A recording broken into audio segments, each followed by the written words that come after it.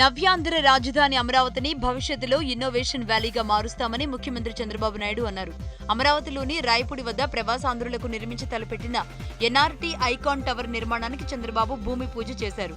ఈ కార్యక్రమంలో మంత్రి కొల్లు రవీంద్ర, సిఆర్డీఏ అధికారులు, పలువురు ప్రజాప్రతినిధులు పాల్గొన్నారు. రాజధానిలోని పరిపాలనా నగరంలో 5 ఎకరాల విస్తీర్ణంలో ఐకాన్ టవర్ ను నిర్మించనున్నారు. ప్రవాసాంధ్రుల నుంచి సేకరించిన సుమారుగా 500 కోట్ల అంచనా వ్యయంతో 36 అంతస్తులుగా భవనాన్ని ఏపీ ఎన్ఆర్టీ నిర్మించనుంది. అమరావతి నగరానికి అద్దం పట్టేలా ఆంగ్ల అక్షరం ఏ తరహాలో ఆకృతిని రూపొందించారు. 2 టవర్ల మధ్యలో గ్లోబ్ ఆకృతిని నిర్మించనున్నారు. కొరియాకు చెందిన స్పేస్ కార్పొరేషన్ సంస్థ ఈ భవన ఆకృతిని రూపొందించింది. జనసేన అధినేత పవన్ కళ్యాణ్ విజయవాడకు మకాం మార్చారు. పడమటలో నూతనంగా తీసుకున్న అద్దె నివాసంలో కుటుంబ సమేతంగా కాలుపెట్టారు. ఈ సందర్భంగా ప్రత్యేక పూజలు నిర్వహించిన ఆయన ఇకపై అన్ని కార్యక్రమాలు విజయవాడ నుంచే కొనసాగిస్తారని పార్టీ వర్గాలు తెలియజేశాయి. ఇందుకోసం ఇంట్లోనే పార్టీ మీడియా సమావేశాలు నిర్వహించుకునేందుకు వీలుగా ఏర్పాట్లు చేశారు. మిత్రపక్షంగా ఉంటూ ఏపీకి బీజేపీ చేస్తున్న ద్రోహాన్ని భరించలేకే ఆమరణ దీక్షకు దిగాను అంటున్నారు TDP MP CM Ramesh. Kadapa జిల్లాలో ఉక్కు ఫ్యాక్టరీ కోసం వైసీపీ నేతలు డ్రామాలు ఆడుతున్నారని సీఎం రమేష్ విమర్శించారు. వెంకటాద్రి ఎక్స్ప్రెస్ లో దోపిడీ దొంగలు బీభత్సం సృష్టించారు.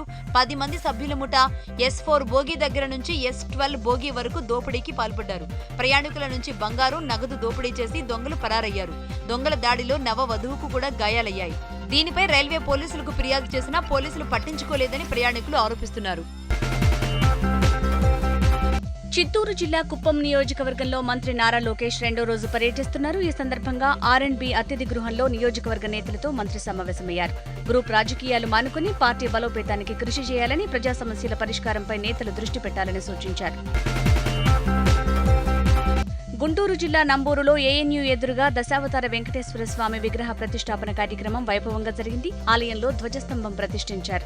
ఐజేఓ లింగమనేని టౌన్షిప్ లో విగ్రహ ప్రతిష్టాపన కార్యక్రమం జరిగింది. ఈ కార్యక్రమంలో ముఖ్యమంత్రి చంద్రబాబు, జనసేన అధినేత పవన్ కళ్యాణ్ పాల్గొన్నారు. దశావతార వెంకటేశ్వర స్వామికి సీఎం తొలి పూజ చేశారు.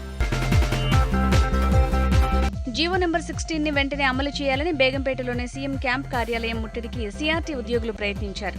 పెద్ద సంఖ్యలో క్యాంపు కార్యాలయానికి వచ్చిన ఉద్యోగులు తెలంగాణ వస్తే ఉద్యోగులను క్రమబద్దీకరిస్తామని కేసీఆర్ గతంలో హామీ ఇచ్చారని, చాలీచాలని జీతాలతో ఇబ్బందులు పడుతున్నా ప్రభుత్వం కనికరించట్లేదని ఆందోళన వ్యక్తం చేశారు.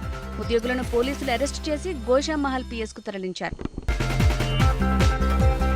పెద్దపల్లి జిల్లా సుల్తానాబాద్ లో ఘోర రోడ్డు ప్రమాదం జరిగింది. రాజు రహదారిపై ఆగి ఉన్న లారీని కారు ఢీకొట్టింది. ఈ ఘటనలో కారులోని 4 మృతి చెందారు. ప్రమాదంలో మరణించిన వారిని మంథంలోని కృష్ణవేణి స్కూల్ నిర్వాహకుడు అరుణ్ కుమార్ గా పోలీసులు గుర్తించారు. ప్రమాదంలో అరుణ్ కుమార్ తో పాటు భార్య, కుమారుడు, కుమార్తె మృతి చెందినట్లు పోలీసులు తెలిపారు. సంగారెడ్డి జిల్లా సదాశివపేటలో కావేరీ ట్రావెల్స్ ప్రమాదానికి గురైంది. ఈ ఘటనలో ఒకరు చనిపోగా మరో 7 మంది గాయపడ్డారు. గాయపడిన వారిలో ఒకరి పరిస్థితి విషమంగా ఉంది. హైదరాబాద్ నుంచి షిరిడి వెళ్తుండగా సదాశివపేట MRF కంపెనీ సమీపంలోని ఇండియన్ ఆయిల్ పెట్రోల్ బంక్లోకి దూసుకువెళ్లడంతో ప్రమాదం జరిగింది. హైదరాబాద్ SR నగర్ పరిధిలో అపహరణకు గురైన 6 నెలల పాప క్షేమంగా ఇంటికి చేరింది. పోలీసులు ఎంతో ప్రతిభతో చిన్నారిని తల్లిదండ్రుల వద్దకు చేర్చారు. ఈ నెల 10న పాప అపహరణకు గురైంది. బాధితుల ఫిర్యాదుతో రంగంలోకి దిగిన పోలీసులు సీసీ ఫుటేజ్ ఆధారంగా నిందితుడిని పట్టుకున్నారు.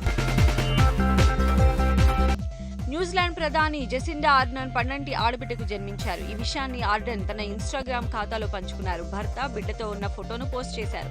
1990లో ప్రధాని పదవిలో ఉండగా తొలిసారిగా పాకిస్తాన్ ప్రధాని బెనజీర్ భుట్టో బిడ్డకు జన్మనివ్వగా ఇప్పుడు ఆర్డర్న్ 2వ ప్రధానిగా రికార్డుకెక్కారు. రైతులకు రుణమాఫీ పరిష్కారం కాదని, దీర్ఘకాలంలో అది వ్యవసాయ రంగం, బాధిత రైతులపై ప్రతికూల ప్రభావం చూపుతుందని ఉపరాష్ట్రపతి వెంకయ్యనాయుడు అన్నారు. దేశంలో చాలా మంది వ్యవసాయంపైనే ఆధారపడి జీవిస్తున్నారని, వారి ఆదాయాన్ని పెంచడం చాలా అవసరమన్నారు. సాంప్రదాయ వ్యవసాయంతో పాటు పౌల్ట్రీలు, పాడి, మత్స్య పరిశ్రమ వంటి వ్యవసాయ అనుబంధ రంగాల దిశగా